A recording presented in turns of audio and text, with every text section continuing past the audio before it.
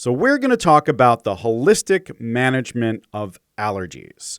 And I wanted to wrap this conversation up with a nice bow. A couple of weeks ago, we touched on allergy therapy. We stated the best time to start taking allergy medicine or supplements is before your supplements start, and then being consistent with those therapies, taking them every single day, right through until the end of the season.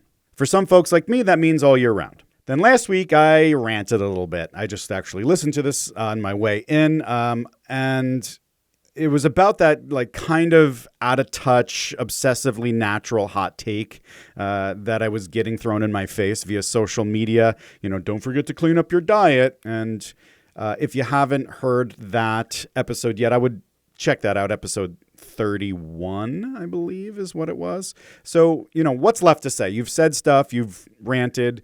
Well, everything important has been left out of the conversation. So today we're going to talk about a brief overview of the holistic allergy management. We're going to talk about allergy expectations.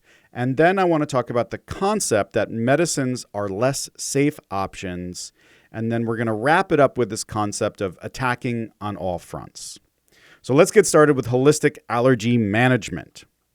When we say holistic allergy management, what do we mean? Holistic isn't anti-medicine. You've heard me say that. So it doesn't mean alternative options only. It just means that you have to consider every variable that could possibly contribute to our current health concerns or to our overall health and wellness. Allergies are a result of an exposure, not to some dude in the park, wearing a trench coat, but different type of exposure. Some allergen, normally pollen or mold, when we speak about seasonal allergies, interacts with the cells of our body. And they're identified as foreign, and our immune response starts. And some of us are more sensitive than others to this, and we require more things to lessen that burden. When we say holistic, we're often flailing. So what do I mean by that? When we say holistic and we read those blogs that are out there about holistic, there's no structure, right? There's no mechanism to build consistency. Do this and this every time, and you'll have results. That's not what they say. They just say, here's a bunch of stuff that sounds like we're talking naturally, right? And then the other piece is that there's no priority. Do this first, and then if that doesn't work, do that.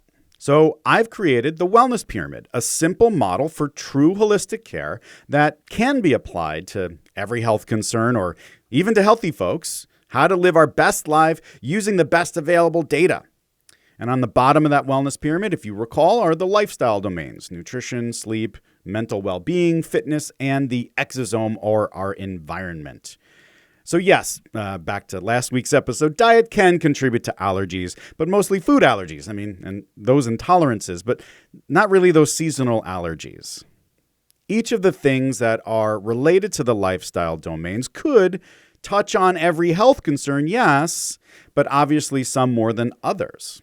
You can't meditate away congestion caused by seasonal allergies. Well, maybe a monk can, but you can't. You're not a monk. But the exosome, the environment, and controlling that will be the most holistic thing that you can do. So holistic management of allergies is about controlling an environment. So you identify that the exposure is this pollen, right? And like meditation, controlling that is simple but not easy. It's like, okay, just don't get exposed to pollen. Well, you have to go outside.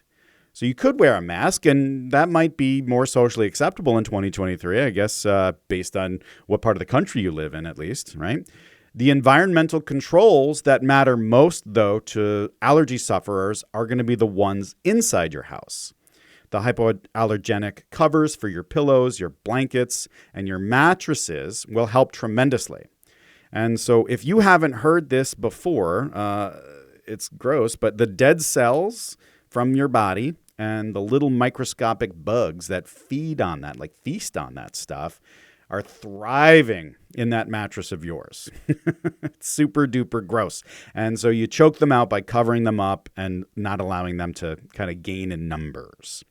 And then underneath your bed is probably really dusty and gross. So every time you hop into bed, it all gets kicked up.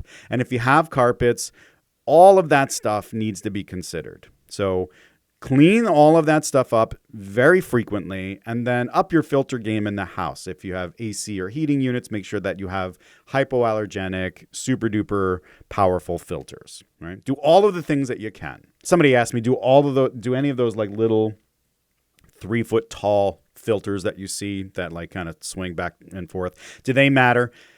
I don't know. Like some people say that they do. And I guess if they help you, go for it. But I'm not too sure if there's like clinical significance that I could use to then recommend it on a podcast and be like, hey, everybody do this thing, right? The one thing I'll say, though, about that list, some stuff that we've touched on before and stuff you'll see online, I don't want you to me to death.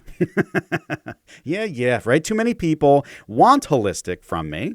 And then I tell them these kinds of things, the most impactful things, and I get the yeah. And meanwhile, they'd have less exposure to junk if they were like sheetrocking their bedrooms constantly. It's just dust everywhere. So it's important. We take the important things, we make them important, put them first, and then we do them consistently. So let's always remember to do that, especially if our goal is to perform holistic care for ourselves. So after we've addressed that bottom of the pyramid, we look to the middle, the self-care, which is the OTC medication, supplements, and anything else. And I don't really comment on the anything else stuff because I personally don't believe that acupuncture is going to help out with allergies, seasonal allergies. But if you're looking for those other alternative modalities, do it. But all I suggest is do so strategically. Make sure that you're prioritizing it based on the evidence. And I believe that those alternative modalities, anything that I'm not mentioning here today, should be prioritized lower than the things that we are talking about today. So the therapies that are found in the middle of the pyramid here I'm going to touch on in the other section. So I just want to wrap this concept real quick. If you recall, I used the analogy histamine is like glitter in a balloon. Once that balloon pops, it's a real pain to clean up all of that glitter that's in your carpets and everywhere. So our goal should be, in general, to have less balloons popping. And we want to constantly be cleaning to stay on top of the overwhelming nature of having so much glitter everywhere, right? So environmental controls, of course, are number one, especially inside our houses or even our workplaces where we're going to spend most of our days. The balloons can't pop if you're not around needles, right? Monitor the pollen reports from the Weather Channel, and if you're super sensitive, limit your time outside during those periods, right? Then use the supplements or medicine, the therapies, to help reduce and hopefully prevent the allergy response. We want to make stronger balloons, and we need higher powered vacuums. So start the things early before your symptoms start. Take them consistently, be religious about it, and then stick with them. Take them until the end of the season, even if you start to feel better. So that's the holistic allergy care, in brief, I would say, right? So what we do and what we can take with the emphasis on do and taking the things the right way.